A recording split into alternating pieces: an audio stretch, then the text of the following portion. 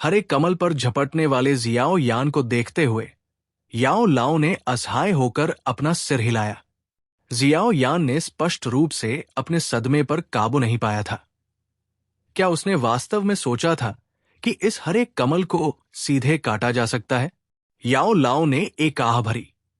उसने अपनी हथेली हिलाई और एक चूषण बल ने जियाओ यान के शरीर को हरे कमल के ठीक ऊपर स्थिर कर दिया और फिर उसे वापस खींचकर याओ लाओ के बगल में फेंक दिया। मूर्ख! अपना सिर झुकाते हुए और यह देखते हुए कि जियाओ यान उसे भ्रमित तरीके से देख रहा था, याओ लाओ ने फूट फूट कर हंसा और स्टोरेज रिंग से एक धातु की तलवार निकाली, जिसके बाद उसने बेतरतीब ढंग से इसे हरे कमल पर फेंक दिया। जब धातु की तलवार हरे कमल के ऊपर कहीं पहुंचने वाली थी, तो हरे कमल से अचानक एक हल्के हरे रंग की लौ निकली। धातु की तलवार पलक झपकते ही जलकर एक तड़पते तरल में बदल गई। ये दृश्य देखकर जियाओ यान के माथे पर ठंडा पसीना आ गया। उसने अपनी लार निगल ली और याओ लाओ की ओर अजीब तरह से मुस्कुराया। ये हरा कमल प्रकृति का गौरव है। कोई भी साधारण धातु जो इसे छूती है तुरंत पिघल जाएगी। यदि आप इसे काटना चाहते हैं तो इसे धूमिल होने से बचाने के लिए आपको शुद्ध जेड उपकरणों का उपयोग करना चाहिए, याओ लाओ ने धीरे से कहा। तुरंत उसने 10 से अधिक उच्च श्रेणी की रूज जेड बोतलें निकाली। उसकी हथेली से एक मोटी सफेद लौ निकली और इन छोटी जेड बोतलों को पिघलाकर एक हल्के हरे रंग के तरल में बदल दिया। तरल ने ऐंठन की और अंत में एक लंबे जेड रूलर में जम गया। याओ लाओ ने जेड रूलर में अशुद्धियों को सावधानी पूर्वक हटा दिया, जिससे ये हरे कमल के पत्तों की तरह क्रिस्टल साफ और सुंदर दिखाई देने लगा। इस जेड रूलर का उपयोग उस स्थान पर काटने के लिए करें जहां कमल अपने तने और जड़ों से जुड़ा हुआ है। बोन चिलिंग फ्लेम की विशेष क्षमता के कारण जेड रूलर एक पल में पूरी तरह से ठंडा हो गया। याओ लाओ ने इसे धीरे से हिलाया और इसे जियाओ यान को सौंप दिया। जियाओ यान ने जेड रूलर प्राप्त किया और महसूस किया कि उसका हाथ गर्म और बेहद आरामदायक हो गया है। वो अपने होठों को चाटने से खुद को रोक नहीं पाया। उसके दिल में वो स्वर्गीय ज्वाला से और भी अधिक ईर्ष्या कर रहा था। उसने जेड रूलर को कसकर पकड़ लिया, सावधानी से हरे कमल की ओर तैरा और धीरे से कमल के आसन के नीचे के हिस्से को काट दिया जो उसे रिसेप्टिकल से जोड़ता था। तुरंत कला जैसा हरा कमल नीचे गिर गया। इसे नीचे गिरते देख याओ लाओ, जो बगल में था, ने जल्दी से उसे इशारा किया, उसे चूसा और उसे अपने सामने धीरे धीरे तैरने दिया। जब उसकी नजर उस पर पड़ी तो उसका चेहरा भावनाओं से भर गया। हरे कमल को हटाने के बाद जियाओ यान ने जड़ों और तने को देखा जो मैग्मा के भीतर से आसपास की आग जैसी ऊर्जा को बेतहाशा निगल रहे थे। उसने अपना मुंह चाटा और मुस्कुराते हुए कहा, गुरुजी, ये जड़ें अनियंत्रित रूप से ऊर्जा को अवशोषित करने में सक्षम है। उन्हें भी एक तरह का अनोखा खजाना होना चाहिए। क्यों न हम उन्हें भी हटा दें? नहीं। जियाओ यान की उम्मीदों के विपरीत याओ लाओ, जो हरे कमल को देख रहा था, ने अपना सिर हिलाया। ओ, क्यों? शब्द सुनकर जियाओ यान हैरान रह गया और उसने स्तब्ध होकर पूछा, इन आध्यात्मिक चीजों के लिए जिन्हें बनने में सैकड़ों और हजारों साल लगते हैं, कुछ न कुछ छोड़ देना ही सबसे अच्छा है। इसे एक अच्छा काम समझो। हालांकि तुमने इस बार हरे कमल को हटा दिया है, अगर तुम इसे 1 और 1000 साल दोगे तो एक नया हरा कमल बन जाएगा। हालांकि अगर तुम जड़ें और तना भी हटा दोगे तो हरे कमल की कोर लौ इस तहखाने से हमेशा के लिए गायब हो जाएगी। इसका फिर से बनना बेहद मुश्किल होगा। याओ लाओ ने हिलती हुई जड़ों को देखा और आह भरी। कीमिया अगर दुनिया में आध्यात्मिक वस्तु या सामग्री प्राप्त करते समय जड़ और तने को नुकसान पहुंचाना कुछ ऐसा है जो दूसरों को सबसे ज्यादा क्रोधित करेगा। आखिरकार आध्यात्मिक वस्तु के बनने की जरूरत बहुत ज्यादा थी। याओ लाओ की भावनात्मक आह सुनकर जियाओ यान ने एक पल के लिए चकित होने के बाद सिर हिलाया। उसने अपने हाथ में पकड़े हरे रंग के रूलर को अंगूठी में डाला और अपनी नजर लंबे तने और जड़ों की ओर घुमाई, जिसके बाद वो घूमा और याओ लाओ के सामने आया। हरे कमल को घूरते हुए उसकी नजर खुशी से भर गई। उसका चेहरा तड़प से भर गया। 1, 2, 3 कुल 11 कोरफायर लोटस बीज है। तुम बहुत भाग्यशाली हो। हरे कमल में छोटी फ्लोरोसेंट चमक गिनने के बाद याओ लाओ हंसने से खुद को रोक नहीं पाया। वास्तव में मैं बहुत उत्सुक हूं कि रानी मेडुसा ने ये सारे खजाने यहां क्यों छोड़े जब वो स्वर्गीय ज्वाला छीनने आई थी। मुझे मत बताओ कि ये सब उसकी नजर में कुछ भी नहीं है। जियो यान ने अचानक उलझन भरी आवाज में कहा, क्योंकि उसने हरे कमल को देखा था। मैंने पहले ही आपको बता दिया है। जब आपने पहले हरे कमल को निकालने के लिए जेड रूलर का इस्तेमाल किया था तो यह बहुत आसान लग सकता है, लेकिन अगर आप इसे बलपूर्वक खोलने के लिए अन्य सामग्रियों का उपयोग करते हैं तो यह असंभव होगा। रानी मेडुसा कोई कीमियागर नहीं है, इसलिए उसे इस तरह की छोटी सी चाल के बारे में कैसे पता होगा। इसके अलावा जब उसने स्वर्गीय ज्वाला ली तो वो स्वर्गीय ज्वाला से काफी बुरी तरह घायल हो गई होगी। आसपास के मैग्मा की गर्मी और दबाव को जोड़ते हुए उसके पास बर्बाद करने के लिए कोई अतिरिक्त समय नहीं था। याओ लाओ ने मुस्कुराते हुए कहा। उसने एक बार फिर स्टोरेज रिंग से 10 छोटी जेड बोतलें और जेड रूलर निकाले, इससे पहले कि वो कमल के कोर से 11 कोरफायर लोटस सीड्स को सावधानी से उठाएं और उन्हें जेड बोतलों में रखें। इन सभी चीजों को ठीक से छिपा कर रखें, दूसरों को इन्हें आसानी से न दिखने दें, खासकर इस हरे कमल को। जब आप प्रशिक्षण ले रहे हो, उसके अलावा जितना हो सके इसका उपयोग करने से बचें, अन्यथा आप अनावश्यक परेशानी को आकर्षित कर सकते हैं। सभी जेड बोतलों को स्टोरेज रिंग में स्टोर करने के बाद याओ लाओ ने इसे वापस जियो यान को सौंप दिया और चेतावनी दी। हां, स्टोरेज रिंग को अपनी उंगली पर पहनने के बाद जियो यान ने अपने आसपास की चीजों पर नजर डाली। उसने महसूस किया कि जब से हरे कमल ने जड़ों और तने को छोड़ा है, तब से आसपास की हरे रंग की चमक धीरे धीरे कम होती दिख रही थी। चलो चलते हैं। आसपास के बदलाव को देखते हुए याओ लाओ का शरीर थोड़ा कांप उठा और एक मोटी सफेद लौ में बदल गया, जिसने जियो यान के शरीर की सतह को ढक दिया। हां, जियो यान ने अपना सिर थोड़ा हिलाया और धीरे से आह भरी। उसकी नजर आखिरी बार हरे कमल की जड़ों पर पड़ी। उसने अपनी जीभ चाटी और आगे बढ़ा, जिसके बाद उसका शरीर तेजी से हरे रंग की चमक से बाहर निकल गया। हरे रंग की चमक छोड़ने के बाद जियो यान ने कुछ दूरी पर फ्लेम स्पिरिट सर्प की ओर अपना हाथ हिलाया।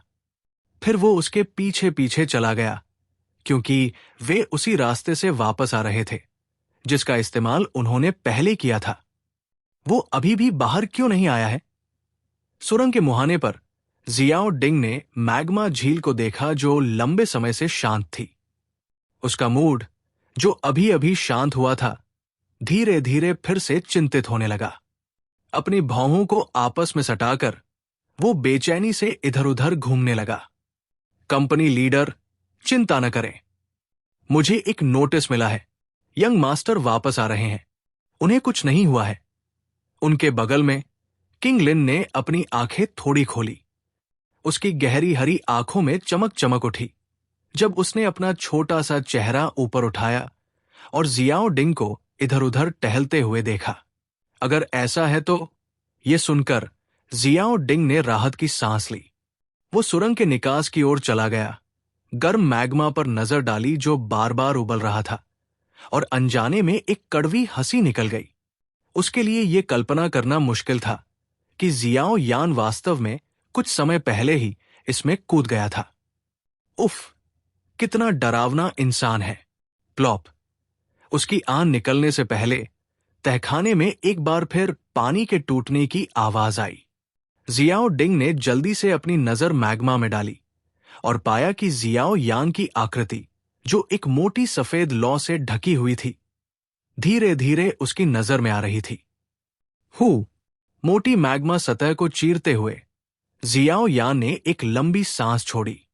उसने अपना सिर उठाया और हाथ हिलाने से पहले ऊपर जियाओ डिंग को देखा। मैग्मा पर अपना पैर रखते ही उसका शरीर ऊपर की ओर उछला। जैसे ही वो हवा में उनके पास पहुंचा, उसकी पीठ कांप उठी और पर्पल क्लाउड विंग्स बाहर निकल आए। पंख फड़फड़ाए और उसका शरीर सुरंग की ओर तैरने लगा। जैसे ही जियाओ यान के पैर जमीन पर पड़े, उसके शरीर से सफेद रंग की मोटी लौ धीरे धीरे गायब हो गई। उसकी पीठ थोड़ी कांप उठी और महसूस की आवाज के साथ पर्पल क्लाउड विंग्स एक बार फिर उसकी पीठ पर चिपकाए गए गहरे काले टैटू में बदल गए। क्या तुम ठीक हो? जियाओ यान को देखकर जियाओ डिंग जल्दी से आगे बढ़ा और पूछा। हाँ, मैं ठीक हूं। मुस्कुराते हुए अपना सिर हिलाते हुए जियाओ यान ने मुड़कर विशाल तहखाने में मैग्मा की दुनिया को देखा। वो आहें भरने से खुद को रोक नहीं सका। क्या तुम्हें वह चीज मिल गई? जियाओ यान के हावभाव पर नजर डालते हुए जियाओ डिंग ने मुस्कुराते हुए पूछा। नहीं। जियाओ यान के मुंह का कोना फड़क उठा और वो कड़वाहट से मुस्कुराया। किसी ने इसे मुझसे पहले ले लिया। ये सुनकर जियाओ डिंग चुप हो गया। उसने एक पल के लिए सोचा और धीरे से कहा, यह रहस्यमय क्यूई का मालिक है ना? शायद उसे रानी मेडुसा के रूप में संबोधित करना अधिक सटीक होगा। जियाओ यान ने 7 रंगों वाला सांप का तराजू निकाला और कड़वी मुस्कान के साथ जियाओ डिंग की ओर लहराया। ओह, 7 रंगों वाला सांप का तराजू, ये वास्तव में वह है। 7 रंगों वाले सांप के तराजू के उस टुकड़े को देखकर जियाओ डिंग के चेहरे पर एक कड़वी मुस्कान उभरी और उसने आह भरी। जियाओ यान ने अपना सिर हिलाया। उसने अपने होठों को एक साथ दबाया और धीरे से कहा, मैंने स्वर्गीय ज्वाला के ठिकाने का पता लगा लिया है। इसके बाद मैं सीधे टैगर रेगिस्तान के अंदरूनी इलाकों में जाऊंगा। अगर मुझे मौका मिला तो मैं रानी मेडुसा से स्वर्गीय ज्वाला चुराने की योजना बना रहा हूं। क्या तुम रानी मेडुसा के हाथों से स्वर्गीय ज्वाला चुराना चाहते हो? यह सुनकर जियाओ डिंग कुछ पल के लिए असमंजस में पड़ गया। फिर उसके हावभाव अचानक बदल गए और वो अनजाने में चिल्ला पड़ा। टैगर रेगिस्तान के आसपास के इलाकों में रानी मेडुसा की भयंकर प्रतिष्ठा उसकी चुलबुली प्रतिष्ठा से कम नहीं होगी। टैगर रेगिस्तान के आसपास के शहरों में बहुत से लोग रानी मेडुसा के प्रति इतना भयभीत थे कि उनका नाम सुनते ही वे कांप उठते थे। इस प्रकार भले ही जियाओ डिंग जानता था कि जियाओ यान काफी ताकतवर है, फिर भी उसे लगा कि यह बेतुका है जब उसने सुना कि जियाओ यान रानी मेडुसा को भड़काना चाहता है। आखिरकार रानी मेडुसा एक बेहद ताकतवर व्यक्ति थी जो जियामा साम्राज्य में प्रसिद्ध थी, रॉक डेजर्ट सिटी के लुओ बू के विपरीत। उस समय जब साम्राज्य ने स्नेक पीपल जनजाति पर हमला करने के लिए अपने सैनिकों को भेजना चाहा तो उसे 3 डू वांग की मदद मिली थी, लेकिन वे भी रानी मेडुसा द्वारा गंभीर रूप से घायल हो गए थे और अभियान को पीछे हटने के लिए मजबूर होना पड़ा। इससे यह देखा जा सकता था कि रानी मेडुसा की यह भयंकर प्रतिष्ठा केवल शेख ही बघारने से नहीं आई थी। है बड़े भाई, शांत रहो। मैं बस कोशिश करने जा रहा हूं। भले ही मैं अंत में असफल हो जाऊं, लेकिन मुझे भागने की अपनी क्षमता पर भरोसा है। जियाओ यान ने जियाओ डिंग को मुस्कुराते हुए आश्वस्त किया। तुम उफ। जियाओ यान के लगातार व्यवहार को देखकर जियाओ डिंग सिर्फ अपना सिर हिला सकता था, क्योंकि उसके माथे पर शिकन थी। हाँ, चलो चलो, आज मैं वापस जाऊंगा और एक रात आराम करूंगा। कल मुझे टैगर रेगिस्तान के अंदरूनी इलाकों में यात्रा शुरू करनी होगी। अपना हाथ हिलाते हुए जियाओ यान मुड़ा और सुरंग में चला गया। उसके पीछे जियाओ डिंग ने आह भरी और उसका पीछा किया। उन दोनों को देखकर जो बस मुड़े और चले गए, किंग लिन ने जल्दी से मैग्मा झील की ओर सीटी बजाई। तुरंत 2 सिर वाले ज्वाला आत्मा सर्प के माथे पर हरी रोशनी फैल गई। एक पल बाद सांप का विशाल शरीर सिकुड़ गया, एक हरे रंग की रोशनी में बदल गया और किंग लिन की आस्तीन में जा गिरा। किंग लिन ने अपने छोटे हाथ से उत्सुकता से उसकी आस्तीन थपथपाई। उसके छोटे चेहरे पर मुस्कान उभर आई और उसने फुसफुसाते हुए कहा, कोई परेशानी मत करो, अन्यथा अगर यंग मास्टर नाराज हो गए और मैं तुम्हें छोड़ दूंगी। हिस। हल्की फुफकार की आवाज में कुछ असंतोष था। ऐसा लग रहा था कि सांप अपने मालिक के विवेक से असंतुष्ट था। ही। किंग लिन ने अपना छोटा सा मुंह ढक लिया और धीरे से हंसी। उसने अपना छोटा सा हाथ उठाया और जियो यान और जियो डिंग के साथ मिलते ही जीवंत तरीके से उछली। वे तीनों धीरे धीरे अंधेरी सुरंग में गायब हो गए। जैसे जैसे तीनों लोगों के कदम धीरे धीरे दूर होते गए, ये विशाल मैग्मा क्रिप्ट एक बार फिर से एक शाश्वत शांति में प्रवेश कर गया। गाची। कमरे का दरवाजा टिमटिमाती रोशनी में धीरे से खोला गया। तभी जियाओ यान लड़खड़ाते हुए अंदर आया। अपने सिर को जोर से हिलाने और अपने दिमाग में चल रहे चक्कर को बाहर निकालने के बाद उसने कमरे का दरवाजा बंद करने के लिए अपना हाथ घुमाया और फिर वो अस्थिर होकर बिस्तर के किनारे चला गया और बैठ गया। जियाओ यान ने अपने कुछ दर्द भरे सिर को रगड़ते हुए धीरे से शराब की एक सांस छोड़ी। वो खुद को रोक नहीं सका और एक कड़वी हंसी निकाली। चूंकि उसके दो भाइयों को पता था कि वो कल जा रहा है, इसलिए उन्होंने उसे पहले ही अपने साथ पीने के लिए मजबूर किया। अगर उसे कल जाने की चिंता नहीं होती तो वो तब तक पीता रहता जब तक वेसो नहीं जाते। जियाओ यान ने अपने जूते उतारे और बिस्तर पर क्रॉसलेग करके बैठ गया। उसके हाथों ने ट्रेनिंग सील बनाई और उसकी सांस धीरे धीरे शांत और मजबूत हो गई। काफी देर बाद जियाओ यान की उंगली से कुछ शराब की भाप निकली। अपने शरीर से शराब निकालने के बाद जियाओ यान को आखिरकार लगा कि उसका दिमाग बहुत साफ हो गया है। वो एक पल के लिए सोच में पड़ गया और फिर अचानक उसने अपनी स्टोरेज रिंग पर धीरे से टैप किया। कमरे में एक हरे रंग की रोशनी चमकी और जल्दी से गायब हो गई। पलक झपकते ही एक हरे रंग का लोटस सीट अचानक उसके सामने चुपचाप हवा में प्रकट हुआ। जब उसने हरे रंग के लोटस सीट को देखा जो एक कलाकृति की तरह था, तो जियाओ यान की आंखों में उत्साह चमक उठा। उसने अपनी हथेली लहराई और हरे रंग के लोटस सीट को नीचे उतारा। इसके बाद वो उस पर कूद गया और लोटस प्लेटफॉर्म पर क्रॉसलेग करके बैठ गया। जियाओ यान के शरीर के वजन के कारण लोटस प्लेटफॉर्म जल्दी से काफी नीचे चला गया। हालांकि जब ये एक मेज की ऊंचाई पर मंडरा रहा था, तो ये धीरे धीरे रुक गया। उसके नितंबों के लोटस प्लेटफॉर्म को छूने से एक गर्म ऊर्जा जियाओ यान की त्वचा में घुस गई और उसके शरीर की सतह पर मंडरा गई। उस आरामदायक एहसास ने जियाओ यान को एक लंबी और गहरी सांस लेने के लिए प्रेरित किया। जियाओ यान के हाथों ने एक बार फिर प्रशिक्षण का रूप दिखाया और उसने धीरे धीरे अपनी आंखें बंद कर ली। एक पल बाद वो प्रशिक्षण की स्थिति में प्रवेश कर गया। जैसे ही वो प्रशिक्षण अवस्था में प्रवेश करता है, लोटस प्लेटफॉर्म के भीतर से एक हल्के हरे रंग की चमक का एक समूह अचानक ऊपर उठता है और जियाओ यान को पूरी तरह से ढक लेता है। जियाओ यान का मन धीरे धीरे उसके शरीर में डूब जाता है और आदत के अनुसार उसके निचले पेट में भंवर तक पहुंच जाता है।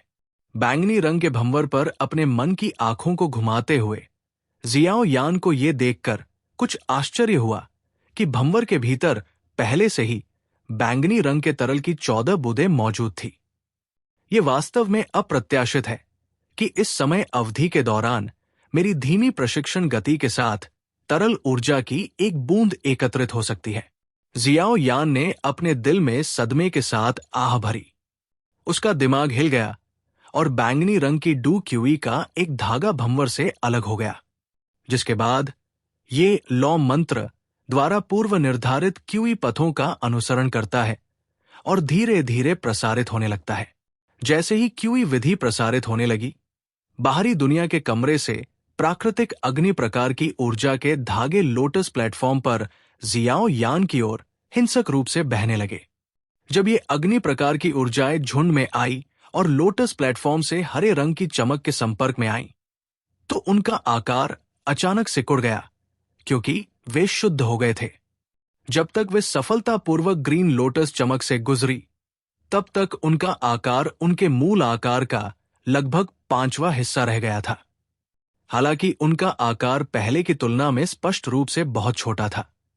अगर कोई ध्यान से देखे तो वो ये पता लगा पाएगा कि सिकुड़ी हुई अग्नि प्रकार की ऊर्जा स्पष्ट रूप से बहुत शुद्ध थी।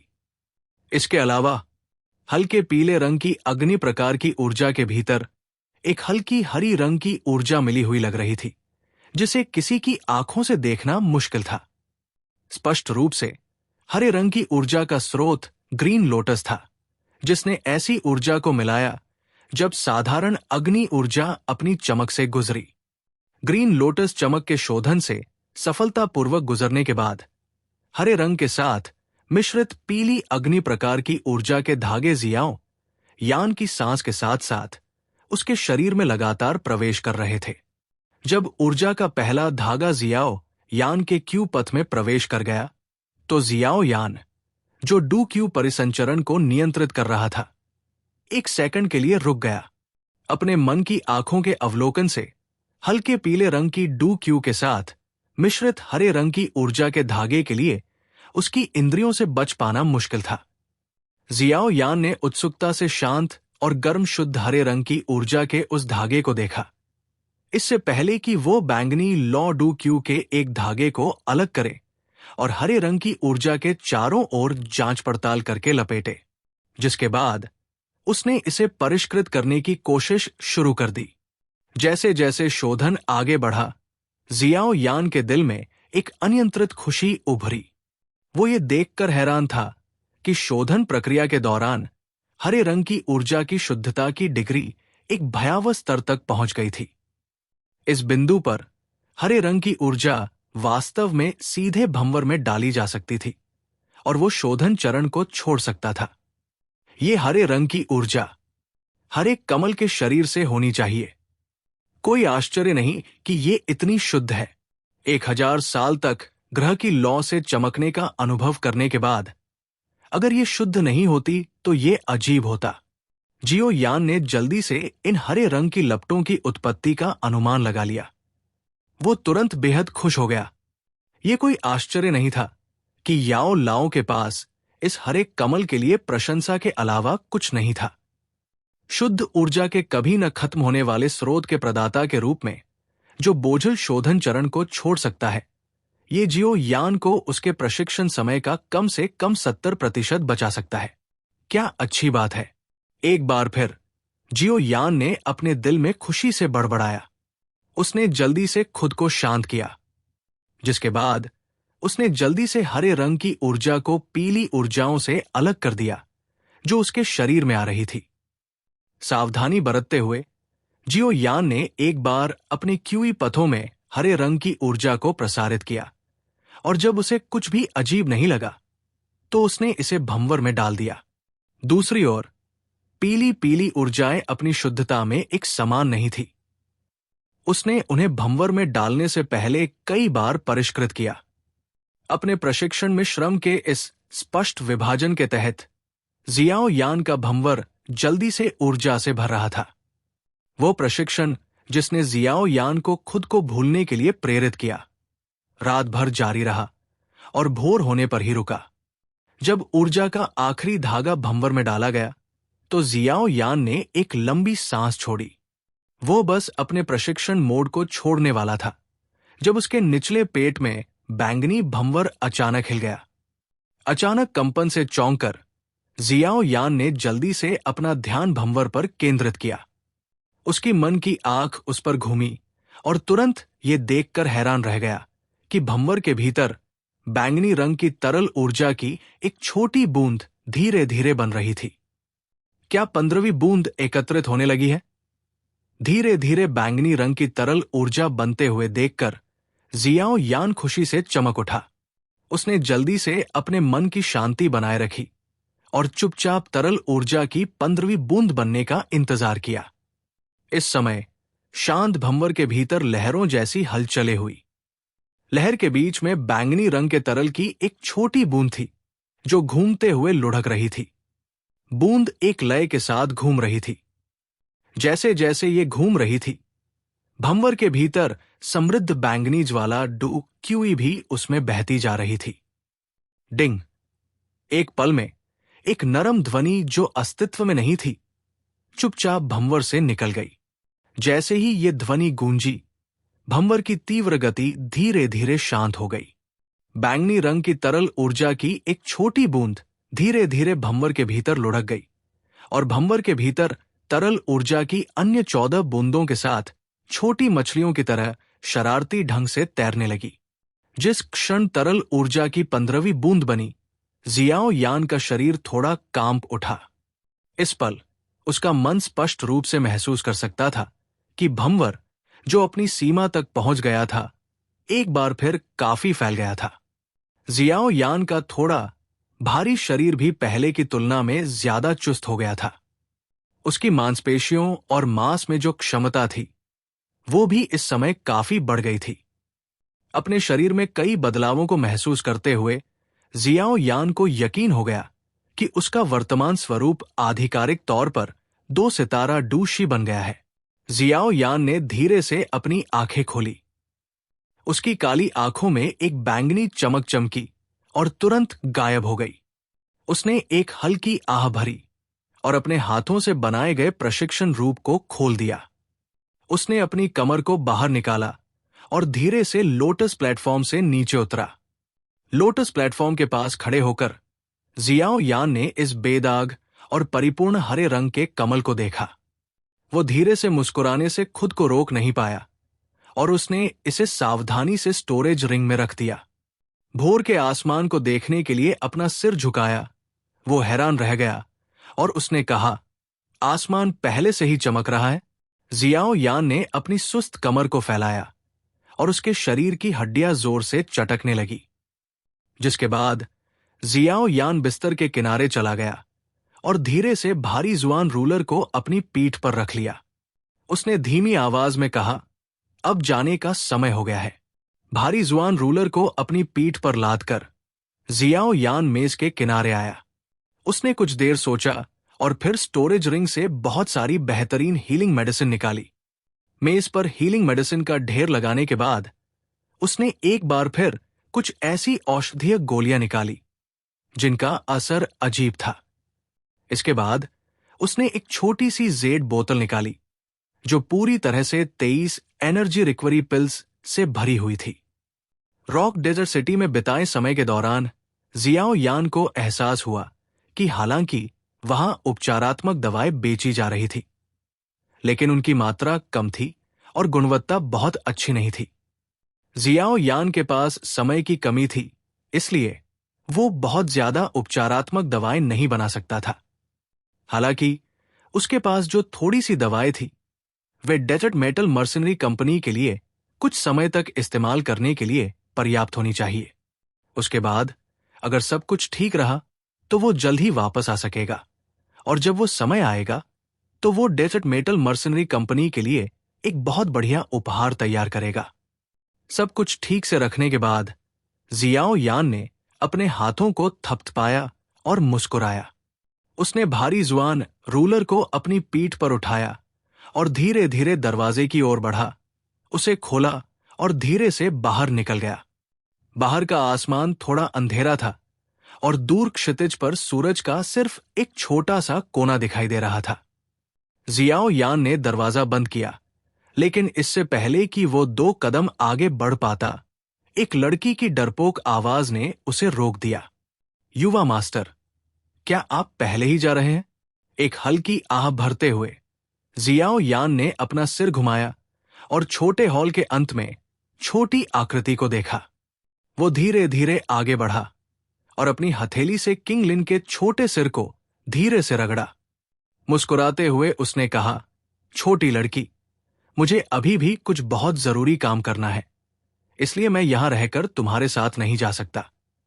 किंग लिन ने अपनी हरी आकर्षक आंखें खोली जो लगभग ग्रीन लोटस सीड की तरह साफ और शुद्ध थी, और जियाओ यान के चेहरे पर गर्म मुस्कान को देखा। उसने नरम आवाज में पूछा, क्या तुम फिर भी वापस आओगे? हाँ, मैं स्वाभाविक रूप से वापस आऊंगी। किंगलिन, कड़ी मेहनत करो। अपने शरीर को झुकाते हुए जियाओ यान ने किंगलिन की आस्तीन से बाहर निकले 2 सिर वाले ज्वाला आत्मा सर्प को देखा और धीरे से मुस्कुराया। उसने अपनी आवाज ऊंची की और कहा, मेरे शब्दों को याद रखो, अपने लिए जियो। तुम्हें दूसरे लोगों की नजरों के बारे में बहुत चिंतित होने की जरूरत नहीं है। अगर तुम्हें वे पसंद नहीं है तो उन्हें अनदेखा करना चुने। हां, किंगलिन ने जोर से अपना छोटा सिर हिलाया। उसकी गहरी हरी आंखें थोड़ी धुंधली हो गई। हाँ, मैं जा रही हूं। मेरे 2 भाइयों से माफी मांगने में मेरी मदद करो। खड़े होकर जियाओ यान घुमा और परिसर के बाहर की ओर चला गया। हालांकि जियाओ यान एक विशाल काला शासक ले जा रहा था, जो लगभग उसके जितना ही लंबा था। उसकी पीठ बहुत मुक्त और आराम से दिख रही थी। छोटे रास्ते पर खड़े होकर किंगलिन ने मुक्त और आराम से पीठ को देखा, जो धीरे धीरे अंधेरे में गायब हो रही थी। उसने धीरे से अपने हाथ पर 2 सिर वाले ज्वाला आत्मा सर्प को छुआ और धीरे से कहा, तुम्हें वापस लौटना होगा। भाड़े के सैनिकों की कंपनी के भीतर एक ऊंची इमारत पर जियाओ ली ने अपनी ठुड्डी खींची, क्योंकि उसने युवक की पीठ को परिसर से बाहर जाते हुए देखा। उसने अपना सिर झुकाया और हंसा। ये आदमी इतने सालों के बाद भी अपनी आदतों को बनाए रखता है। हाँ, उसके बगल में जियाओ डिंग खंभे के सहारे झुका हुआ था और उसकी नजर उस युवक पर थी जो अपनी पीठ पर विशाल शासक ले जा रहा था। उसने धीरे से कहा, यह छोटा लड़का वाकई मजबूत होता जा रहा है। लगता है हमें और ज्यादा मेहनत करनी होगी, नहीं तो हम भविष्य में उसके लिए बाधा बन सकते हैं। ऊंची इमारत पर खड़े दोनों लोगों ने एक दूसरे को देखा और जोर से हंस पड़े। उज्जवल और धूप भरे आकाश में विशाल सूर्य ऊपर लटका हुआ था, बिल्कुल एक विशाल आग के गोले की तरह, जो लगातार लपटें छोड़ रहा था। गर्म धूप सुनहरे पीले रेगिस्तान में बिखरी हुई थी, जिससे रेत के छोटे छोटे कण लाल गर्म छोटे धातु के टुकड़ों में बदल गए। रेगिस्तान में उच्च तापमान के कारण पीली रेत से गर्म हवा के धागे उठे, जिससे हवा इतनी गर्म हो गई कि वो विकृत हो गई और भ्रामक हो गई। कभी न खत्म होने वाले रेगिस्तान में एक काले रंग की मानव आकृति अचानक प्रकट हुई। उसकी यात्रा से थकी हुई अभिव्यक्ति से यह स्पष्ट था कि वो काफी समय से रेगिस्तान में था। मानव आकृति ने कुछ भारी कदम उठाए और धीरे धीरे एक ऊंचे रेत के टीले पर चढ़ गया। उसने एक स्टोरेज रिंग के भीतर से बकरी की खाल का नक्शा निकालने और उस पर सटीक मार्गों का ध्यानपूर्वक अध्ययन करने से पहले सभी दिशाओं में दूर तक देखा। नक्शे पर मार्ग से हम धीरे धीरे टैगर रेगिस्तान के आंतरिक क्षेत्रों के पास पहुंचते दिख रहे हैं। जियाओ यान की उंगली ने नक्शे पर धीरे धीरे चलते हुए एक मार्ग का पता लगाया। फिर उसने अपना सूखा मुंह चाटा और धीरे से खुद से बुदबुदाया, उफ, ये शापित टैगर रेगिस्तान, क्या ये थोड़ा ज्यादा बड़ा नहीं है? रॉक डेजर्ट सिटी से यहां पहुंचने में आधे महीने का समय लग गया। अगर नक्शा रेगिस्तान में आपूर्ति बिंदुओं को ठीक से इंगित नहीं करता, तो ये यात्रा निश्चित रूप से ज्यादा रोचक होती। जियाओ यान ने आह भरी। उसने मुश्किलों में खुशी ढूंढने की कोशिश की, जबकि वो असहाय होकर मुस्कुराया। जब से जियाओ यान ने रॉक डेजर्ट सिटी छोड़ा था, वो टैगर रेगिस्तान के अंदरूनी इलाकों की ओर चलते हुए इस नक्शे पर एक मार्ग का अनुसरण कर रहा था। चूंकि रेगिस्तान का मौसम बेहद अप्रत्याशित था, इसलिए जियाओ यान ने अपने पर्पल क्लाउड विंग्स को खोलने और तेजी से उड़ने के लिए केवल सुरक्षित समय अवधि चुनी। ज्यादातर समय के दौरान उसने पैदल चलना चुना। टैगर रेगिस्तान में रेत की परत के भीतर छिपे जादुई जानवरों के अलावा जिस चीज से लोग सबसे ज्यादा डरते थे, वो रेगिस्तान में रहने वाले सापलोग थे। रेगिस्तान में शायद ही कोई ऐसा व्यक्ति था जो उनसे दुश्मनी करना चाहता हो। आखिरकार जहरीले सांपों को नियंत्रित करके अपने दुश्मनों पर चुपके से हमला करने की सांप लोगों की क्षमता से बचाव करना बेहद मुश्किल था। हालांकि ये सांपलोग जो आम लोगों के लिए बहुत परेशानी थे, जियाओ यान के लिए कोई परेशानी नहीं पैदा कर पाए। जिसके पास एक सटीक नक्शा था और याओ लाओ की बेहद मजबूत आध्यात्मिक समझ की मदद थी। हर बार जब खतरा नजदीक आता तो जियाओ यान सापलोगों की जनजाति की गश्त करने वाली टुकड़ियों से आसानी से बचने की पहल कर पाता। बेशक अगर वो सापलोगों से मिलने से बच नहीं सकता था, तो जियाओ यान दया दिखाने का इरादा नहीं रखता था। उसने सांप लोगों द्वारा कोई चेतावनी संकेत देने से पहले ही उन्हें मारने के लिए बिजली की तेज चाल का इस्तेमाल किया। वो अच्छी तरह से जानता था कि अगर टैगर रेगिस्तान में बड़ी संख्या में सापलोगों द्वारा उसका पीछा किया गया और उसे घेर लिया गया, तो उसका कितना भयानक अंत होगा। हालांकि बैंगनी बादल के पंखों और नक्शे की मदद से भी जियाओ यान को टैगर रेगिस्तान के बाहरी क्षेत्रों से यहां पहुंचने में आधे महीने का समय लगा। इस कारण से यह आश्चर्य की बात नहीं थी कि जियाओ यान समय बीतने के बारे में थोड़ी असहाय, कड़वी हंसी के साथ विलाप क्यों करेगा। जियाओ यान की उंगली उस मार्ग की ओर इशारा करती है जिस पर वह जा रहा था और उसका पता लगाता है। अंत में एक लाल बिंदु पर रुकता है जो खतरे का प्रतिनिधित्व करता है। पूरे नक्शे पर कुल 8 ऐसे छोटे लाल बिंदु थे जो नक्शे पर अलग अलग स्थानों पर रखे गए थे। कुछ छोटी जनजातियों के अलावा टैगर रेगिस्तान में सांपलोगों की जाति के बीच कुल 8 विशाल जनजातियां थी। वे 8 लाल बिंदु नक्शे पर जनजातियों के स्थानों का प्रतिनिधित्व करते थे। वे सांपलोगों की जाति के बीच सबसे मजबूत थे और रेगिस्तान में उच्च पदों पर थे। रानी मेडुसा के अलावा उन्होंने किसी अन्य व्यक्ति को अपना श्रेष्ठ नहीं माना। 8 विशाल समूह टैगर रेगिस्तान के विभिन्न क्षेत्रों पर शासन करते थे। रेगिस्तान के आंतरिक क्षेत्रों के इस हिस्से में नक्शे पर जो मार्ग खींचा गया था वो उस लाल बिंदु से अवरुद्ध था जिस पर जियाओ यान इशारा कर रहा था। कितना बदकिस्मत! लाल रंग के बिंदु को देखकर जियाओ यान असहाय होकर आहें भरने लगा। इन विशाल आकार की जनजातियों में आमतौर पर डूलिंग या यहां तक कि डूवांग स्नेक पीपल भी होते थे। इस प्रकार बिना किसी की जानकारी के प्रवेश करना स्पष्ट रूप से असंभव था। लगता है मुझे एक चक्कर लगाना पड़ेगा। जियो यान ने अपना सिर हिलाया और कड़वाहट से मुस्कुराया। अपने छिपे हुए कार्ड याओ लाओ के साथ भी जियो यान टैगर रेगिस्तान में बेतहाशा उत्पात नहीं मचा सकता था। स्नेक पीपल में इतनी ताकत थी कि वे इतने सालों तक बिना नष्ट हुए विशाल जिया मास साम्राज्य से लड़ सकते थे।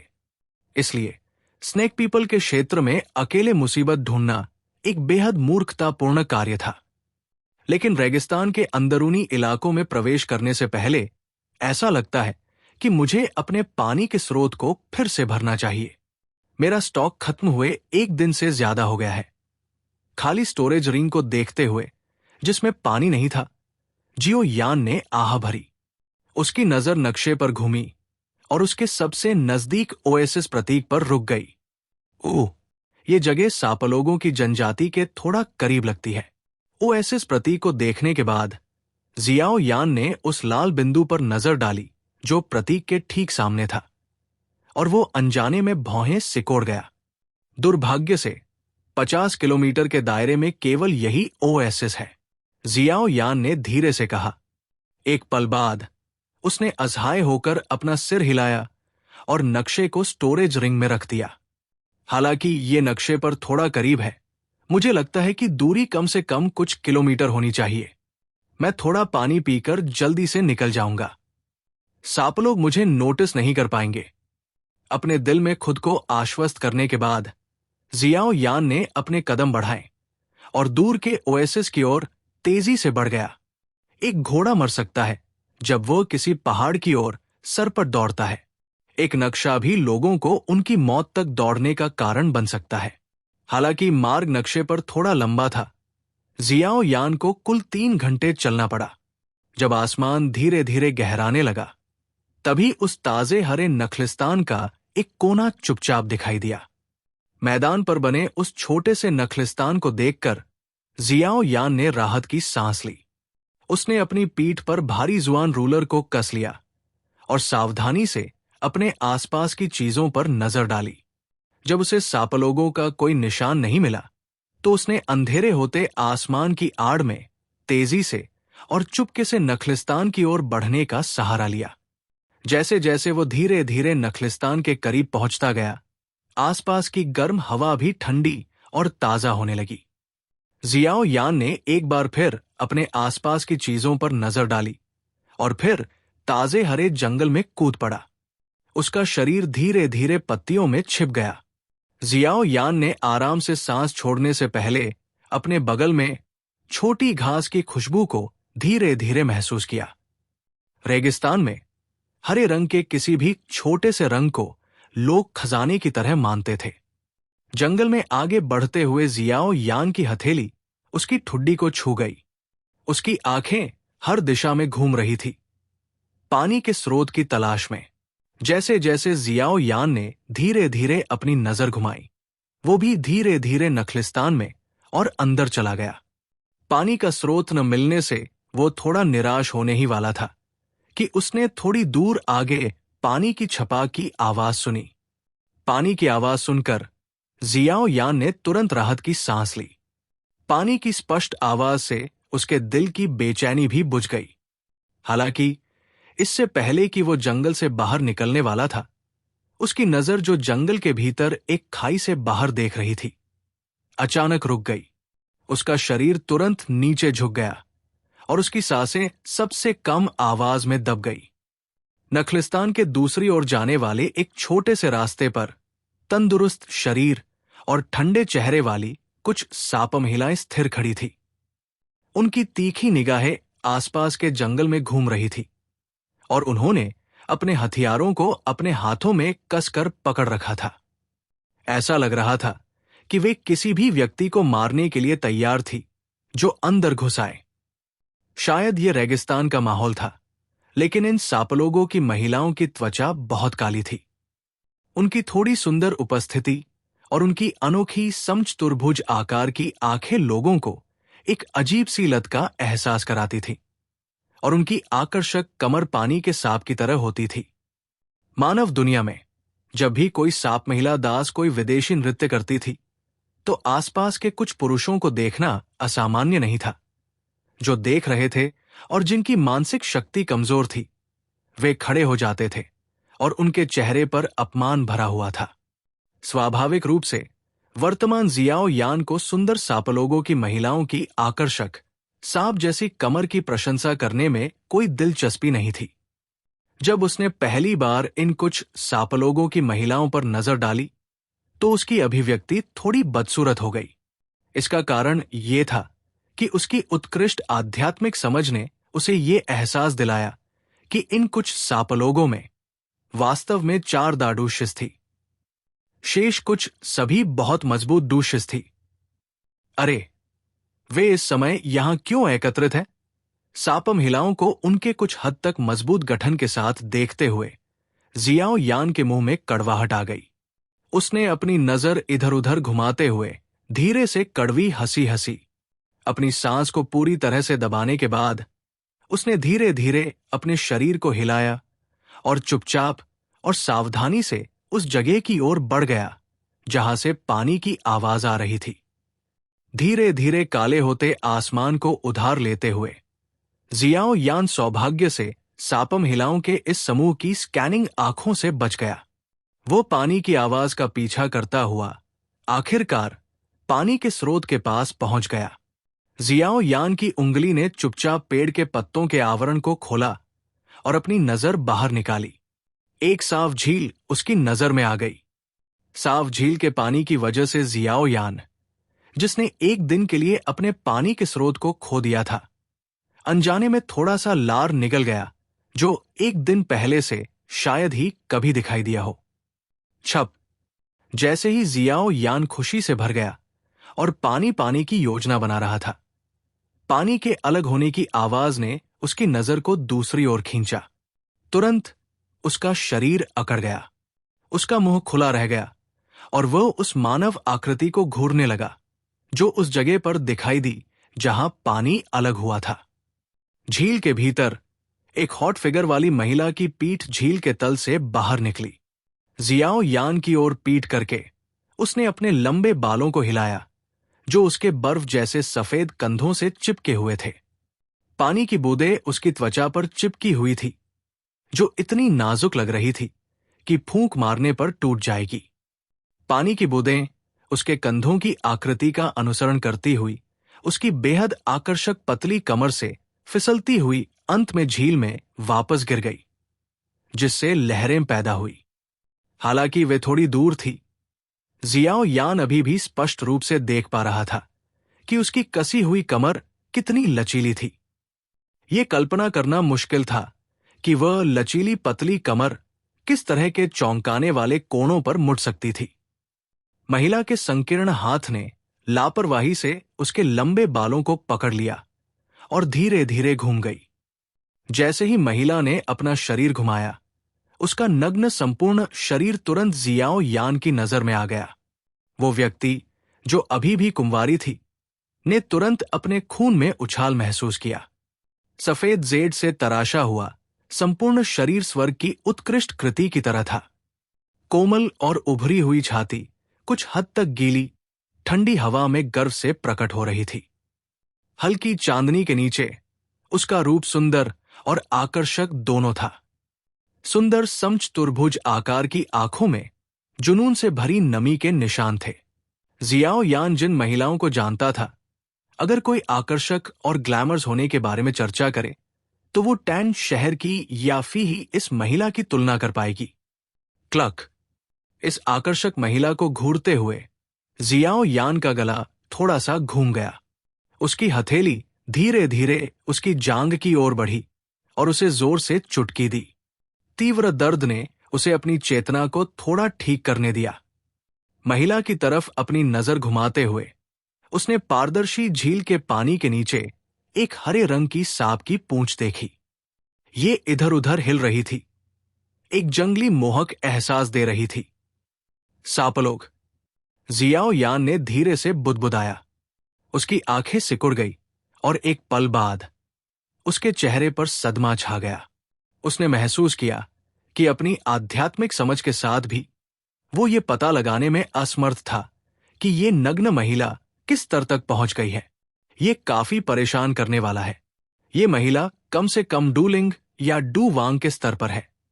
अपनी लार निगलते हुए जियाओ यान, जिसने महिला की ताकत का मोटे तौर पर अनुमान लगाया था, पीछे हटने का फैसला करने वाला था, जब झील में नग्न महिला ने अचानक अपनी चमकीली आंखों को जियाओ यान की स्थिति में घुमाया। उसने तुरंत अपने दिल में सदमे के साथ कहा, याओ लाओ की मदद से वो मुझे कैसे खोज सकती है?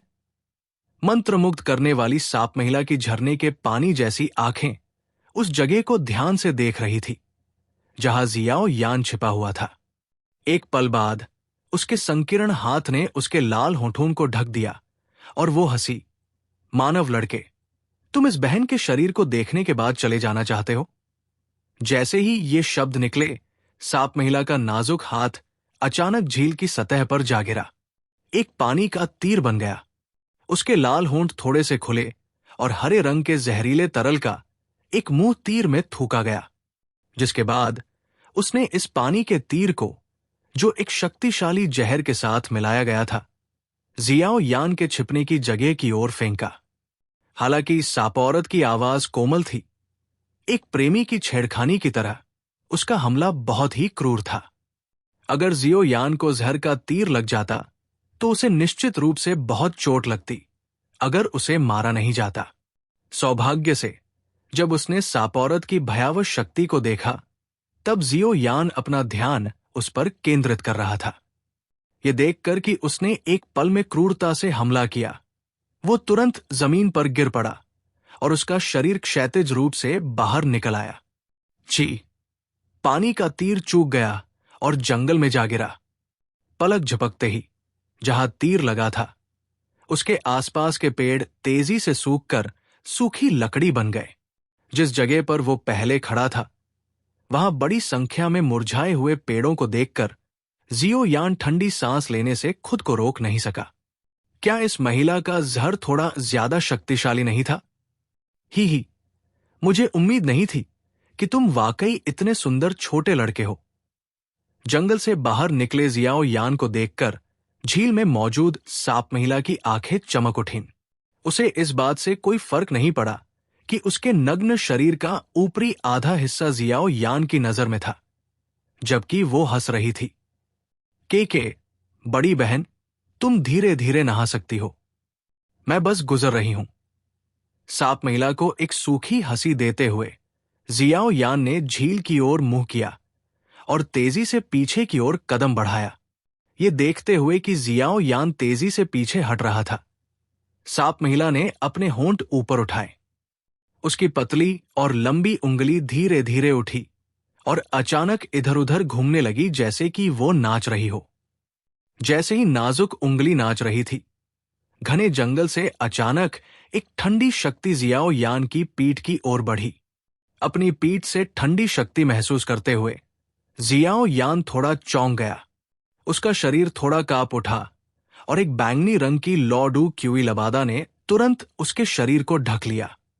उसने अपने शरीर को हिलाया और बैंगनी रंग की ज्वाला की एक डोरी उसके पीछे से निकली और ठंडी शक्ति से टकराई।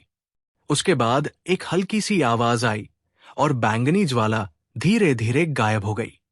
ठंडी शक्ति एक रंगीन छोटे सांप में बदल गई। हालांकि ये छोटा सांप पहले से ही एक ग्रिल्ड सांप बन चुका था।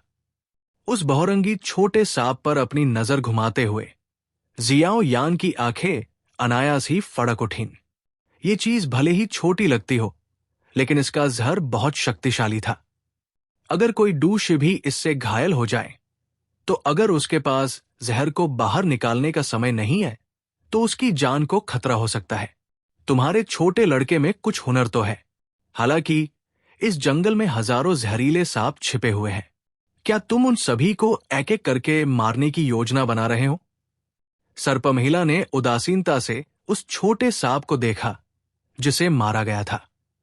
फिर उसने अपना मुंह खोला और उसमें से एक अजीब सी ध्वनि तरंग निकली। ध्वनि तरंग निकलने के बाद जंगल में अचानक कई सरसराहट की आवाजें निकली।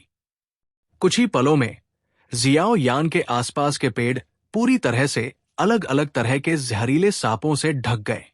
इन जहरीले सांपों की ठंडी त्रिभुजाकार आंखें उनके नीचे जियाओ यान को घूर रही थी। एक बार जब सांप महिला उन्हें आदेश देती, तो वे सभी दिशाओं से घातक जहर उगल देते। जियाओ यान ने जहरीले सांपों को देखा जो उसे पूरी तरह से घेरे हुए थे, और महसूस किया कि उसके सिर की त्वचा अनायास ही सुन्न हो गई थी। उसी समय उसे कुछ एहसास भी हुआ। ये कोई आश्चर्य की बात नहीं थी कि पहले वाली महिला को उसके निशान महसूस हो गए थे। वो वास्तव में भूल गया था कि उनके पास जहरीले सांपों को नियंत्रित करने की क्षमता थी। ये इस घने जंगल में अनगिनत आंखें लगाने के बराबर था। ये संभावना थी कि जब वो नखलिस्तान में दाखिल हुआ था, उसी क्षण उन्होंने उसे पकड़ लिया था। लेडी यू मेई, क्या हम उसे मार दें? जंगल के भीतर मानव आकृतियां चमक उठीं और कुछ सांप महिलाएं जो पहले सड़क की रखवाली कर रही थी, अचानक आसपास की 3 शाखाओं पर दिखाई दी। उन्होंने जियाओ यान को ठंडी निगाहों से देखा और धीरे से पूछा, के जल्दी मत करो। मैंने लंबे समय से इस जगह पर आने की हिम्मत करने वाले किसी भी इंसान को नहीं देखा है। वो सांप महिला, जिसे यू मेई के नाम से संबोधित किया जाता था, मोहक रूप से मुस्कुराई। उसने अपनी सांप की पूंछ को घुमाया और एक सुंदर और बिना किसी जल्दबाजी के किनारे की ओर तैर गई, जिसके बाद उसका नग्न सुंदर शरीर झील के किनारे खड़ा था। यू मेई के पीछे 2 आकृतियां एक झटके में प्रकट हुई और उसके शरीर को काले रंग के लबादे से ढक दिया, जिससे उसकी नग्नता छिप गई, जो किसी भी आदमी के खून को उबाल सकती थी। अपने अधीनस्थों को लबादा पहनने में मदद करने देते हुए यू मेई ने अपने गीले काले बालों को माथे से अलग किया और जियाओ यान की ओर हंसते हुए कहा, छोटे लड़के, क्या तुम बड़ी बहन को बता सकते हो कि तुम यहां क्यों आए हो? तुम्हें पता होना चाहिए कि इंसान शायद ही कभी टैगर रेगिस्तान के अंदरूनी इलाकों में आते हैं। जनजाति के पास एक नखलिस्तान में तो बिल्कुल भी नहीं दिखाई देते। मुझे मत बताओ कि तुम जिया माँ साम्राज्य के लिए एक जासूस हो। क्या तुम सब एक और युद्ध शुरू करने की योजना बना रहे हो? उसके आखिरी कुछ शब्दों से जियाओ यान को साफ तौर पर महसूस हो रहा था कि यू मेई की मोहक मुस्कान में एक ठंडक थी। खांसी, मैं यहां से सिर्फ पीने के लिए पानी लेने के लिए गुजर रहा हूं। जहां तक जासूस की बात है, क्या मैं जासूस जैसा दिखता हूं? जियाओ यान ने अपना सिर हिलाया और मासूमियत से कहा। जैसे ही उसने ये शब्द कहे, उसकी निगाहें बिना किसी की नजर में आए इधर उधर घूम गई। अपनी परेशानी से बचने के लिए कोई जगह ढूंढने की योजना बना रही थी। हां, तुम वाकई एक जैसी नहीं दिखती। यू मेई की आकर्षक आंखें जियाओ यान के शरीर के चारों ओर घूमी, फिर अचानक मुस्कुराई और बोली। उसकी मुस्कान बेहद खूबसूरत थी। ही, चूंकि मैं एक जैसी नहीं दिखती, बड़ी बहन, तुम नहाना जारी रख सकती हो। मैं तुम्हें अलविदा कहती हूं। मुस्कुराते हुए ये शब्द कहते हुए जियाओ यान के पैर सतह पर आ गए।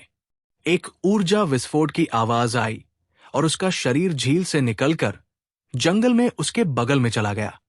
वापस जाओ। जियाओ यान का शरीर अभी हिला ही था कि उसके बगल में एक पेड़ की शाखा पर एक सांपमीला बिजली की तरह उस रास्ते के सामने प्रकट हुई जिस पर वो जा रहा था। उसके हाथ में मौजूद संकरा सांप का भाला जियाओ यान के सिर की ओर विस्फोटक तरीके से चला। दाडूशी, दूसरे व्यक्ति के शरीर में समृद्ध डू क्यूई आंदोलन को महसूस करते हुए जियाओ यान के मुंह का कोना अनायास ही हिल गया। उसकी हथेली ने भारी जुआन शासक को खींचा और हिंसक रूप से आगे की ओर मारा। भारी जुआन शासक आगे निकल गया। दबाव के बल ने पास के छोटे पौधों को जमीन पर दबा दिया। डिंग, जंगल में सुनाई देने वाली एक स्पष्ट ध्वनि के बाद जियाओ यान का शरीर तुरंत पीछे की ओर धकेल दिया गया। उसके पैरों ने 10 कदम से अधिक समय लिया, इससे पहले कि वो धीरे धीरे घूमे और भयावह बल को खत्म कर दे। जियाओ यान की तुलना में जिसे पीछे धकेल दिया गया था, वो सांप महिला दाडू शी बहुत अधिक सहज दिखाई दी। उसका सुंदर शरीर हिल गया और अजीब तरह से भारी शासक से ताकत को हल कर दिया। उसने फिर अपनी आंखें उठाईं और ठंडेपन से जियाओ यान को देखा। जैसा कि दाडू शी से उम्मीद की जाती है। ये अंतर। अपने कुछ सुन्न हाथ को हिलाते हुए जियाओ यान ने अपने होठों को चाटा और एक मुस्कान के साथ कड़वाहट से कहा, काका, छोटे लड़के, जब तुम यहां पहले से ही हो तो तुम क्यों जाना चाहते हो? खेलने के लिए बड़ी बहन के साथ जनजाति में जाओ। मैं तुम्हें विश्वास दिलाता हूं कि तुम्हें यह इतना पसंद आएगा कि तुम भूल जाओगे कि तुम एक इंसान हो। यह देखकर कि कैसे जियाओ यान ने अपने सबसे अच्छे अधीनस्थ में से एक के वार को बलपूर्वक झेला था, यू मेई की आंखों में आश्चर्य की एक चमक दिखाई दी और उसने तुरंत मुस्कुराते हुए कहा, इसे भूल जाओ। एक सांप व्यक्ति बनने की तुलना में मैं एक इंसान बनना पसंद करता हूं। आखिरकार उस पूंछ के साथ चलना आसान नहीं होगा। जियाओ यान ने धीरे धीरे अपनी सांस छोड़ी। भारी शासक उसके हाथ में घूम गया और उसके भंडारण की अंगूठी में जमा हो गया। अपना सिर झुकाते हुए उसने उस आकर्षक महिला को देखा जो एक विशाल काले आलिशान लबादे से ढकी हुई थी और मुस्कुराया। जियाओ यान के शब्दों को सुनकर, जो एक उपहासपूर्ण स्वर में थे, यू मेई का सुंदर चेहरा ठंडा हो गया। उसकी मुस्कान धीरे धीरे वापस आ गई और उसने विनम्रता से कहा, चूंकि ये ऐसा है तो हम आपको यहां इस नखलिस्तान में खाद के रूप में छोड़ देंगे। उसे मार डालो। यू मेई ने धीरे से अपना हाथ हिलाया। उसके उदासीन शब्दों में हत्या की गहरी मंशा थी। यू मेई का आदेश सुनकर आसपास की सांप महिलाओं ने तुरंत ही उस इंसान के प्रति अपनी हत्या की मंशा को दबाना बंद कर दिया। उनके शरीर तुरंत आगे की ओर चमक उठे। उनके हाथों में जहरीले भाले चांद की रोशनी में गहरी चमक लिए हुए थे, क्योंकि वे नीचे जियाओ यान की ओर तेजी से बढ़ रहे थे। हर तरफ से हत्या की मंशा को महसूस करते हुए जियाओ यान ने हल्की सांस छोड़ी। उसकी पीठ थोड़ी कांप उठी और विशाल बैंगनी बादल के पंख अचानक बाहर निकल आए। उसने अपने पैरों को जमीन से हिंसक तरीके से हटाया और उसका शरीर एक धमाकेदार आवाज के साथ बादलों की ओर बढ़ गया। जब उसका शरीर हवा में पहुंचा तो जियाओ यान ने अपने पंख फड़फड़ाए और नीचे सापम हिलाओं के स्तब्ध चेहरों की ओर हाथ हिलाया। वो हंसा, अलविदा सभी, कृपया नहाना जारी रखें, मैं बस वहां से गुजर रहा था। डू क्यू पंख? जियाओ यान की पीठ पर पंखों की जोड़ी देखकर यू मेई के चेहरे पर अनायास ही आश्चर्य उभर आया। हालांकि एक पल बाद उसने अपनी भौहें सिकोड़ी और अपना सिर हिलाया। नहीं, ये डू क्यूई के पंख नहीं है। छोटा लड़का, तुम और भी दिलचस्प लगते हो। बड़ी बहन तुम्हें क्यों जाने देगी? जबकि यू मेई ने अपने लाल होठों को ढक लिया और हंसी। उसके चेहरे पर एक बर्फीली हत्या की मंशा थी। उसने अपना सिर उठाया और जियाओ यान को तेजी से नखलिस्तान से बाहर उड़ते हुए देखा। फिर उसने अपने आसपास के अधीनस्थों को हाथ हिलाया और विनम्रता से कहा, आप सभी को पहले जनजाति में वापस लौटना चाहिए। मैं देखना चाहती हूं कि ये छोटा लड़का मेरे हाथों से बच सकता है या नहीं। हाँ मैडम, आदेश सुनकर कुछ सापम हिलाएं जो पीछा करने वाली थी तुरंत अपने कदम रोक दिए। उन्होंने यू मेई को सम्मानपूर्वक झुकाया और बिना किसी हिचकिचाहट के वे जल्दी से जंगल में कूद गई और तेजी से गायब हो गई। जब सभी सापलोग वापस चले गए तो यू मेई ने धीरे से अपना सुंदर चेहरा उठाया और आसमान में उस छोटे से काले धब्बे को देखा। वो मंत्रमुग्ध होकर मुस्कुराई। उसका शरीर कांप उठा और यू मेई की पीठ के पीछे धीरे धीरे विशाल पंखों की एक जोड़ी बन गई। एक पल बाद वे एक हल्के हरे रंग के ऊर्जा पंखों में एकत्रित हो गए। पंखों की जोड़ी फड़फड़ाई और यू मेई का शरीर तेजी से हवा में उठा, जिसके बाद वो उस दिशा की ओर भागी जहां जियो यान भाग गया था। हाँ, छोटे लड़के, अगर दूसरे लोगों को पता चल जाए कि एक छोटा डू शियू मेई से भागने में कामयाब हो गया है तो क्या मुझे मौत के घाट नहीं उतार दिया जाएगा? यू मेई की प्यारी हंसी के धीरे धीरे गायब होने के बाद अंधेरा और ठंडा नखलिस्तान एक बार फिर अपनी सामान्य शांति में लौट आया। विशाल चांदी का चांद आसमान में ऊंचा लटका हुआ था। चांद की हल्की रोशनी पूरे रेगिस्तान पर चमक रही थी, मानो चांदी के धागे की एक परत से उसे ढक रही हो। शिव, शांत रेगिस्तान में दूर से अचानक हवा के टूटने की आवाज सुनाई दी। एक पल बाद एक काली आकृति अचानक उत्तरी क्षितिज से उभरी और भयंकर रूप से कटती हुई गुजर गई। तेज गति से बने तीव्र वायु दबाव ने रेगिस्तान के तल पर 100 मीटर से ज्यादा लंबी एक विशाल रेत की सुरंग बना दी।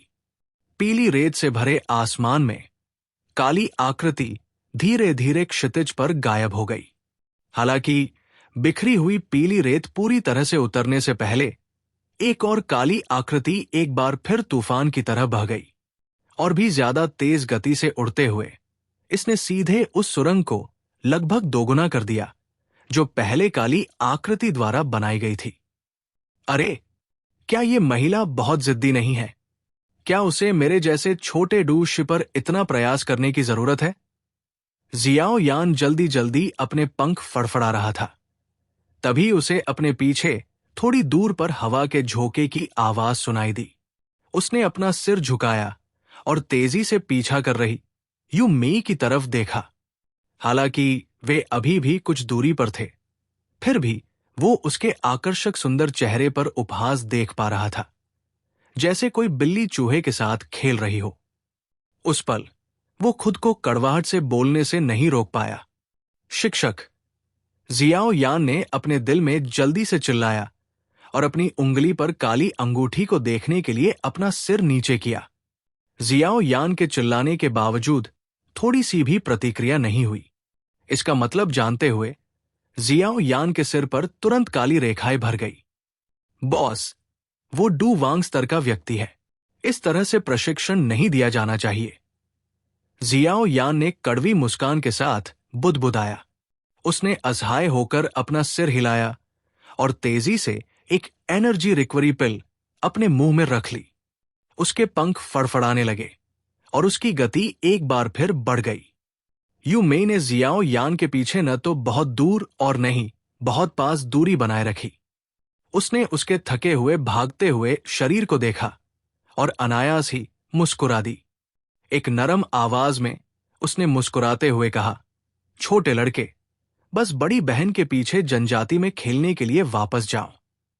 तुम इंसानों को हम साप महिलाओं को गुलाम के रूप में इस्तेमाल करना पसंद है ना? फिर मैं तुम्हें भी अपना गुलाम बना लूंगी, ठीक है? हंसती हुई आवाज डू क्यूई के धागे द्वारा आगे बढ़ी और उसके सामने जियाओ यान के कान में सटीक रूप से पहुंची।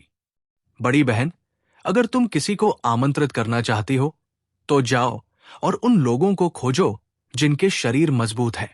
मेरे हाथ और पैर पतले हैं और सबसे अधिक संभावना है कि मैं तुम्हें संतुष्ट नहीं कर पाऊंगी। हालांकि यू मेई की आवाज कोमल और नाजुक थी, फिर भी जियाओ यान उसमें बर्फीली हत्या की मंशा को सुनने में कामयाब रहा। तुरंत उसने अपना सिर घुमाया और बेरमी से चिल्लाया, तुम धारदार जीभ वाले लड़के हो।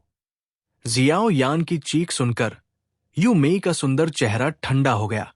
उसने अपने चांदी के दांत भींचे और अपना नाजुक हाथ आगे बढ़ाया। 5 शांत हरी ऊर्जाएं बाहर निकली। वे एक दूसरे से लिपट गई और अंत में 5 विशाल हरी ऊर्जा सांपों में एकत्रित हो गई।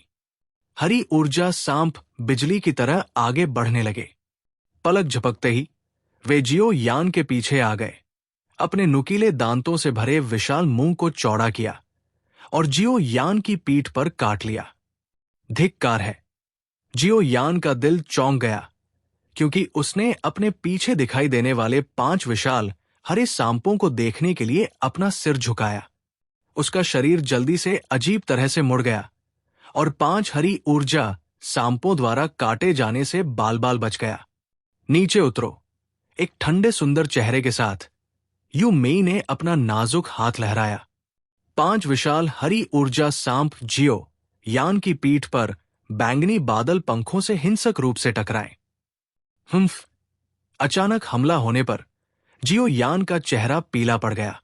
वो कराह उठा और उसकी पीठ पर बैंगनी बादल पंख टैटू में बदल गए, जो उसकी पीठ पर अंकित हो गए, जिसके बाद उसका शरीर तेजी से नीचे उतरा।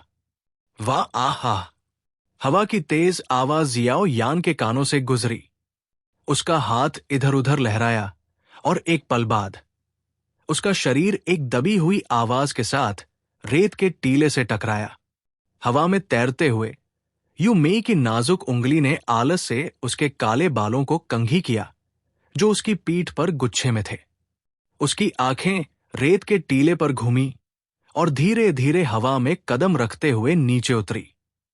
वो हंसी, छोटे लड़के, तुम जितनी ज्यादा डांटते हो, तुम्हें गुलाम बनाने का मेरा इरादा उतना ही बड़ा है। पेई पेई। जियाओ यान का सिर रेत के टीले के भीतर से उछला और अपने मुंह में पीली रेत थूकने लगा।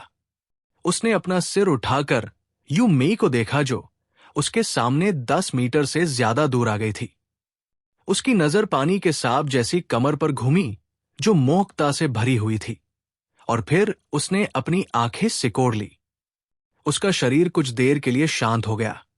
फिर अचानक रेत के टीले से एक धमाकेदार आवाज निकली। आवाज के बाद जियाओ यान का शरीर एक तोप के गोले की तरह था, जो कुछ ही दूरी पर खड़ी यू मेई की ओर विस्फोटक तरीके से बढ़ रहा था। अपने शरीर को हवा में रखते हुए जियाओ यान ने अपना हाथ घुमाया और विशाल भारी जुआन शासक प्रकट हुआ। एक भयंकर बल के साथ उसने हिंसक रूप से यू मेई के सिर पर प्रहार किया। जी, तुम छोटे लड़के काफी दुष्ट हो, लेकिन बड़ी बहन के सामने ये बेकार है। अचानक मुस्कुराते हुए यू मेई ने धीरे धीरे अपनी बर्फ जैसी सफेद हथेली उठाई। उसने हल्के से हाथ हिलाया और उसकी हथेली से एक शांत हरी ऊर्जा सभी दिशाओं में निकल गई, जिसके बाद वे अनगिनत छोटे ऊर्जा सांपों में बदल गए, जिन्होंने आसानी से जियाओ यान के भारी जुआन शासक के बल को खत्म कर दिया। ऊर्जा सांपों से ढके भारी जुआन शासक को देखते हुए जियाओ यान ने भौहें सिकोड़ी। उसने शासक के मूड को छोड़ने में संकोच नहीं किया। उसने अपने शरीर को घुमाया और घुमाया। एक पल में वो यू मेई के शरीर के सामने आ गया। अपने पैरों से जमीन पर रौंदते हुए जियाओ यान अचानक चालाकी से यू मेई के शरीर के पास पहुंचा। उसने अपनी मुट्ठी कसी और उसमें से ऊर्जा निकल गई। Octane blast. मुट्ठी, जिसमें एक भयानक शक्ति थी, हिंसक रूप से यू मेई की ऊंची छाती पर गुस्से से टूट पड़ी। यह स्पष्ट था कि जियाओ यान कुछ भी रोकने का इरादा नहीं रखता था। काफी अच्छी ताकत। यू मेई ने जियाओ यान के क्रूर हमले पर अपनी भौं को थोड़ा ऊपर उठाया। उसने मौखिक रूप से इसका मूल्यांकन किया और उस क्षण की प्रतीक्षा की जब मुट्ठी उसके शरीर से संपर्क करने वाली थी। इससे पहले कि उसका सुंदर शरीर अचानक एक अजीब तरीके से हिल गया। मुट्ठी, जिसमें एक भयावह बल था, बाल बाल यू मेई की ऊंची छाती के ऊपर से गुजर गई। जियाओ यान द्वारा किए गए इस नजदीकी हमले को वास्तव में उसने आसानी से चकमा दिया। के छोटे लड़के, चाहे तुम्हारी चाल कितनी भी बढ़िया क्यों न हो, हमारी ताकत में अंतर होने पर इसका कोई फायदा नहीं है। यू मेई का सुंदर शरीर आगे की ओर झुक गया और उसका आकर्षक सुंदर चेहरा जियाओ यान के चेहरे से सिर्फ आधा इंच की दूरी पर था। यह देखकर कि युवक भावहीन था, यू मेई मुस्कुराई। उसका शरीर एक बार फिर आगे की ओर झुक गया और उसके मोहक लाल होठों ने वास्तव में जियाओ यान के माथे पर एक सेक्सी लिपस्टिक के निशान को धीरे से दबा दिया। प्लॉप। जियाओ यान का हमला विफल हो गया। हवा से टकराने के एहसास ने जियाओ यान के चेहरे के भावों को फीका कर दिया। एक दबी हुई कराह सुनाई दी और वो यू मेई के पीछे रेत के टीले में गिर गया। ये स्तरों के बीच का अंतर है। ये वास्तव में ऐसा कुछ नहीं है जिसे किसी भी चीज से पूरा किया जा सके। जिस क्षण उसका शरीर रेतीली सतह के संपर्क में आया, जियाओ यान ने जमीन को अपने हाथ से पकड़ा। उसका जोरदार शरीर हवा में उछला और पलटा। आखिरकार यू मेई से कुछ मीटर की दूरी पर उतरा। उसने मुस्कुराती हुई यू मेई को देखने के लिए अपना सिर उठाया और अपने दिल में कड़वी मुस्कान के बिना नहीं रह सका। जमीन पर उतरने के बाद जियाओ यान ने अपने माथे पर लिपस्टिक के निशान को रगड़ा। हालांकि उसे अचानक लगा कि उसका सिर थोड़ा चक्कर खा रहा है और उसने जल्दी से एक मारक निकाला जिसे याओ लाओ ने व्यक्तिगत रूप से परिष्कृत किया था। उसने जल्दी से इसे निगल लिया और चक्कर आने की भावना बहुत कम हो गई। अरे, इस औरत के मुंह में भी जहर है, जियाओ यान ने अपने दिल में गुस्से से कहा और जल्दी से लिपस्टिक के निशान को पोंछने के लिए अपनी आस्तीन का इस्तेमाल किया। छोटे लड़के के पास वास्तव में इतना बढ़िया मारक है। यह देखकर कि जियाओ यान उसके जहर को झेलने में सक्षम था, यू मेई ने आश्चर्यचकित होकर कहा, उफ, अब ज्यादा समय नहीं बचा है। मैं जल्दी से इसे खत्म कर दूंगी। छोटे लड़के, अगर तुम बड़ी बहन के गुलाम नहीं बनना चाहते तो तुम सिर्फ पीली रेत में कंकाल बन सकते हो। अपना सिर उठाकर और अपनी चमकती हुई चांदी जैसी आंखों को दिखाते हुए यू मेई भी अपना धैर्य खोने लगी। उसके मुस्कुराते चेहरे पर एक ठंडापन था। शिक्षक, मैं वास्तव में उसे नहीं हरा सकती। अगर तुम कुछ नहीं करोगे तो मैं यहीं मर जाऊंगी। यह देखकर कि यू मेई की क्यूई धीरे धीरे मजबूत होती जा रही थी, जियाओ यान ने असहाय होकर आह भरी। वो सीधे रेत के टीले पर बैठ गया और अपने दिल में फूट फूट कर हंसा। बच्चे, चिंता मत करो, तुम्हें बचाने के लिए लोग आएंगे। इस समय के दौरान मुझे मत बुलाओ। उस समूह के लोगों में एक मजबूत आध्यात्मिक बोध वाला व्यक्ति है। अगर तुम मुझसे संपर्क करोगी तो उसे मेरे अस्तित्व का आभास हो सकता है। याओ लाओ की आवाज ने तुरंत चेतावनी दी। शब्द कहने के बाद वो एक बार फिर चुप हो गया। अप्रत्याशित उत्तर ने जियाओ यान के चेहरे पर स्तब्धता ला दी। उसने अपने दिल में याओ लाओ के शब्दों के बारे में तेजी से सोचा और एक पल बाद उसके चेहरे पर भाव तुरंत वापस आ गए। उसकी बेपरवाह निगाह रेगिस्तान में घूम गई। रेत के अलावा जगह खाली थी। कोई भी ऐसा नहीं था जो संभवतः जियाओ यान को बचा सके। तुम क्या योजना बना रहे हो? जियाओ यान ने यू मेई का सामना किया, जो धीरे धीरे मुस्कुराते हुए आगे बढ़ रही थी। विरोध करने में असमर्थ होने के कारण वो केवल कड़वी मुस्कान के साथ फुसफुसाते हुए कह सका, ठीक है छोटे लड़के, बड़ी बहन के साथ आओ। यू मेई जियाओ यान के सामने तैरती हुई आई। उसने अपना नाजुक हाथ बढ़ाया। उसके भीतर की शांत हरी ऊर्जा धीरे धीरे टिमटिमाने लगी। हालांकि जैसे ही उसने जियाओ यान को पकड़ने की योजना बनाई, उसका सुंदर चेहरा अचानक बदल गया। उसने अचानक अपना सिर उठाया और रेगिस्तान के पूर्वी आकाश को ठंडे मन से देखा। कुछ देर तक सन्नाटा छाया रहा। फिर अचानक पूर्वी आकाश में दो आकृतियां दिखाई दी। उन दो आकृतियों के पीछे एक बहुत बड़ा काला बिंदु अस्पष्ट रूप से दिखाई दिया। हाँ, मैंने तुमसे कहा था कि यहां सांपलोगों की क्यूई है। मैं गलत नहीं था। इसके अलावा वो सांप व्यक्ति किसी ऐसे व्यक्ति की तरह दिखता है जिसकी कुछ पृष्ठभूमि है। मानव आकृति जल्दी ही बड़ी हो गई। डू क्यूई ने एक कर्कश जोरदार हंसी निकाली और पूरे रेगिस्तान में गूंज उठी। धमाका! आकाश में दो आकृतियां जल्दी ही रुक गई। हवा के टूटने की तेज आवाज हवा में गड़गड़ाहट जैसी थी। अपना स्तब्ध सिर उठाकर जियाओ यान ने अपने सिर के ऊपर दिखाई देने वाली दो मानव आकृतियों को देखा। उसकी आंखें अचानक सिकुड़ गई। एक पल बाद उसका गला भर आया और उसने अपनी लार निगल ली। दोडूवांग, जब ये दो लोग दिखाई दिए तो यू मेई भी गंभीर हो गई। उसकी नजर जियाओ यान से हट गई और उसने हवा में दो लोगों को ठंडे दिमाग से देखा। दो लोगों के दिखाई देने के कुछ ही समय बाद एक जोरदार और स्पष्ट दहाड़ भी सुनाई दी। दूरी में बिंदु भी धीरे धीरे बड़ा होता गया। एक पल बाद रेगिस्तान के ऊपर आकाश में धीरे धीरे एक विशाल जादुई जानवर दिखाई दिया, जो पूरी तरह से गहरे हरे रंग का था। हाँ, वास्तव में कोई था। विशाल जादुई जानवर हवा में रुक गया और उसके ऊपर से स्पष्ट हंसी की आवाज आई। तुरंत जादुई जानवर की पीठ से 7 आकृतियां उछली और धीरे से एक रेत के टीले पर उतरी, जहां जियाओ यान था।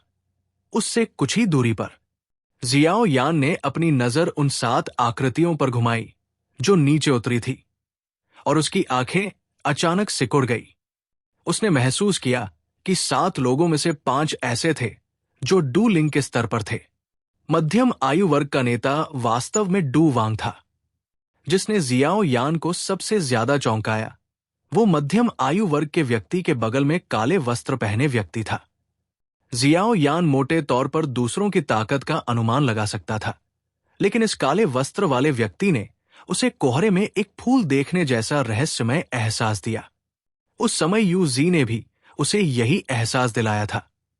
डू हुआंग, जियाओ यान के चेहरे पर सदमा दिखाई दिया, क्योंकि उसका दिल बहुत उथल पुथल में था। 5 डू लिंग, 3 डू वांग और एक बेहद मजबूत व्यक्ति जो डू हुआंग जैसा दिखता था। इस तरह की भयावह लाइनअप का उद्देश्य क्या था?